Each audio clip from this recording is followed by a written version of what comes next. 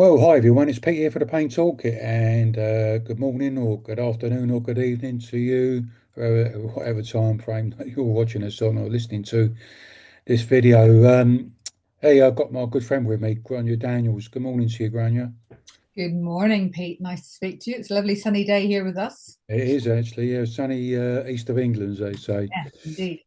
So, listen, we thought it would be a good idea to record a video just to tell a little bit more about the up and coming second pain self management conference for people living in Europe.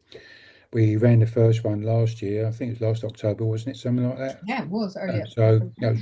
and I'll tell you what, people are still getting emails from it now about how much people enjoyed it. So, so on the back of that, we thought we'd be a good idea to run another one. Only because I think the other bit of feedback we got is because when we run the worldwide ones, Yeah, Dave was getting a bit fed up because it was 2 o'clock in the morning. So, yeah. uh, And plus, we don't always want to be up at 2 o'clock. uh, It's quite nice for us to do one that's in our yeah, own time zone. It definitely makes life a little bit easier, doesn't it? yeah. So anyway, so the theme for the second conference in October, which is on the remind me, I think it's the 28th or 18th, no, the 18th of October, I think. Yeah, The theme for it is changing conversation, people-centered pain self-management. So we've got a really, all the speakers hopefully will do their presentations based around that. But I think you've got a little list of the people yeah, who are going to yeah, present in. If you can start staring up, I know you know them more than I do, but hey, shall I kick it off so that I won't yeah. remember, I forget. I would say the good news is that the British Pain Society and the European Pain Federation, they're going to do two little sections there for not long, 10 minutes each. And but now, I don't know if you've noticed, but the societies from around the world now actually doing lots of pain self-management education. So I thought it would be good to get those guys involved. So the British Pain Society and so the European Pain Federation, or EFIC, as a lot of people know them, because they're both producing now fantastic information especially for healthcare professionals, to learn more about pain self-management. Who else we got on the list? We've got Virginia McIntyre. So we do, yeah. We've got Virginia McIntyre from Canada, who's one of our two international speakers in this conference.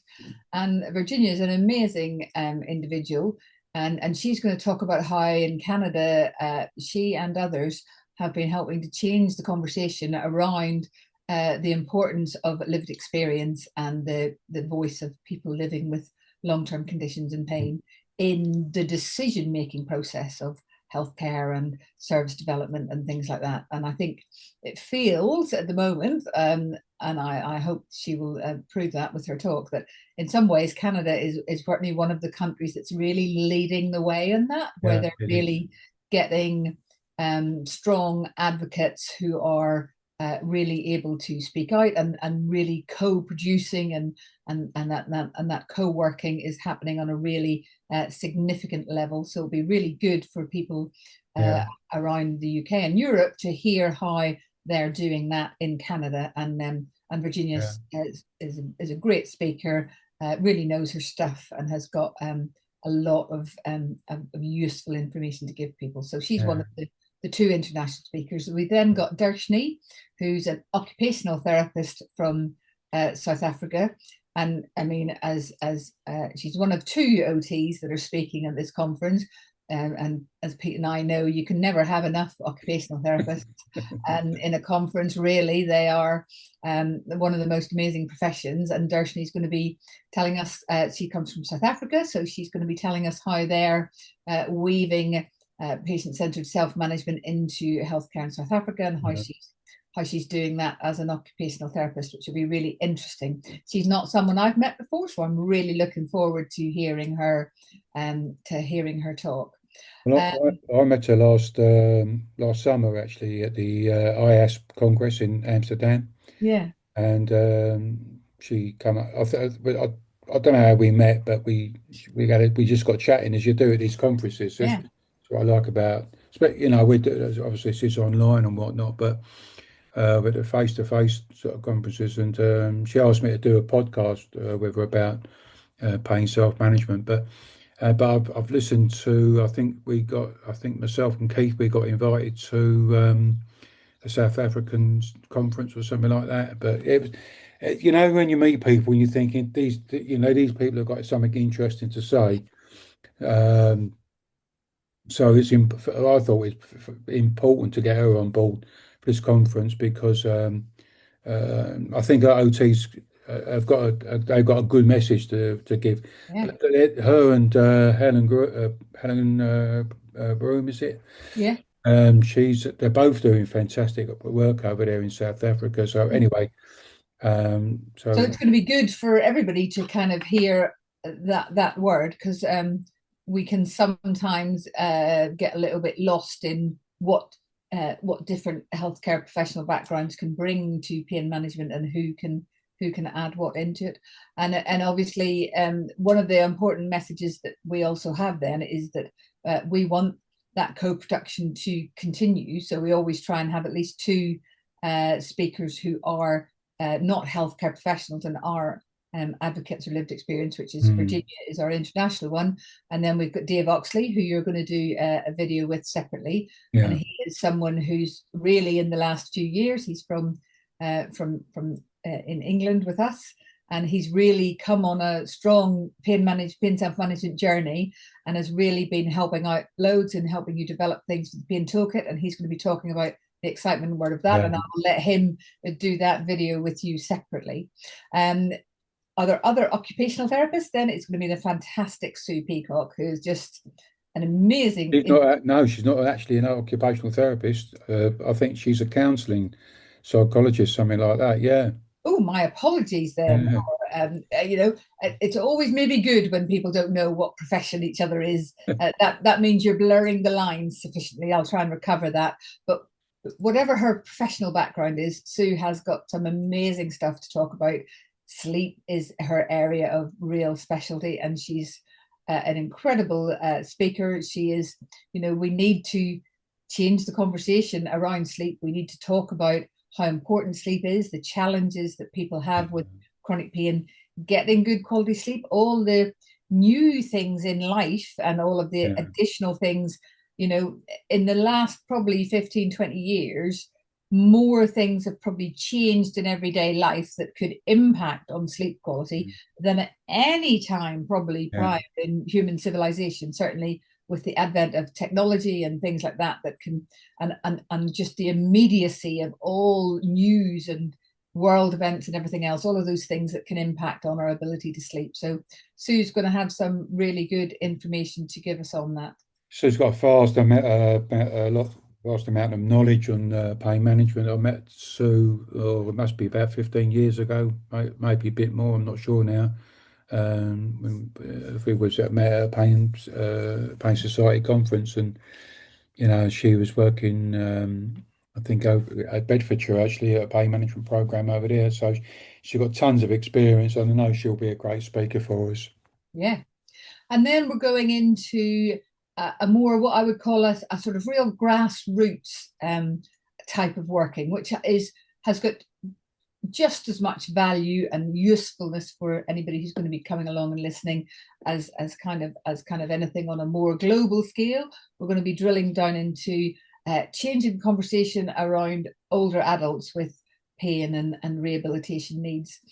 So this is going to be a fantastic physiotherapist uh, called Leanne, and her surname is escaping me at the moment. And that's because I'm a woman of a certain age, and she'll forgive me for it. But anyway, that's really bad, isn't it? That I can't remember her Don't surname. worry, Pete's going to look it up while I'm chatting. But Leanne and I know each other very well now. We actually come from a very similar area of Northern Ireland, and we connected over the wonders of social media a few years ago, and it's one of those things where, as Pete talks about, you get a connection with people and you think we're on the same wavelength, we're talking the same talk.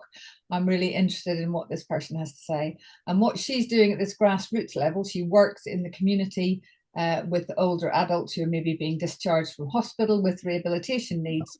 And it's a struggle for NHS services in the UK to help support these people as much as they perhaps could do. And so rehabilitation potential and potential for quality of life and getting back to a level of independent function can be lost. So part of what she's doing as her own working practice and in her own separate practice is she's going out into people's homes and helping to make their lives meaningful and fun again. She's changing that conversation around the role of rehabilitation for older adults and how it can have a dramatic impact on people's quality of life, on their function, on their interactions with family and friends. And it's a really brilliant story and a brilliant journey that she's going on. And I'm really looking forward to hearing that. Her name is Leanne Clark. Clark. Why could I not remember Clark? Honestly, for everybody who's listening to this out there, a woman of a certain age. That's all I can. That's the only excuse I can give. Words escape me at times. But Leanne is going to be an amazing speaker, and that's the kind of grassroots sort of level of working with individuals where you're making a really meaningful difference, helping to encourage people towards self-management and empowerment at a time in life when perhaps people can feel a little bit disempowered and can feel that they're uncertain as to what the future holds. So that's really brilliant. And then the last speaker is actually going to be me, which is really nice to be given a bit of a platform to talk. One of the things, so I'm a physiotherapist by background, but one of the things I've been most passionate about over the last few years since I qualified as a non-medical prescriber is actually the trouble that can be caused by the thing that is prescribed to lots of people, supposedly to help them with their pain. But in reality, what we find and what we know from experience and what people tell me on a weekly basis is that for a lot of chronic pain management medications can have a very limited role and can often have quite significant side effects and can actually maybe not have the improvements in quality of life that people think.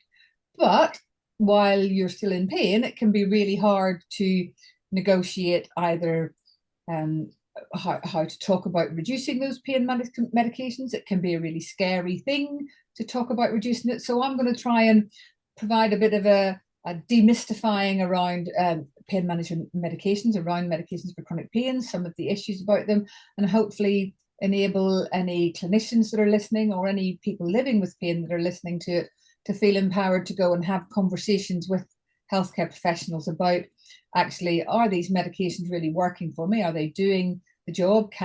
How do we experiment with trying to reduce them? What might be the effects? And where do we go from here? So it's about taking back that power and control and changing the conversation from let me just give you more pills to actually what else can I do?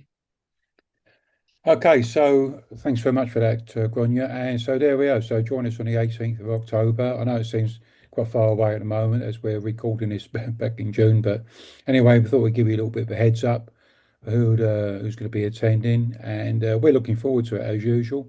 So with this video, I'll also be including the link to the YouTube, to the Eventbrite page where you can register.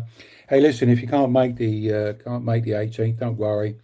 Everyone that registers, by the way, it's very affordable, low cost, and the monies that we make from it will be sent to organisations in Europe who are supporting the pain self-management message. So, but as I say, if you can't make it, don't worry, still register. You will be sent a dedicated link to watch or listen to the actual conference itself. So, Ronya, I'll let you go. I'm going to go now and do some other stuff. And don't forget, 18th of October, put that in your diary. See you soon. Take care. Ciao.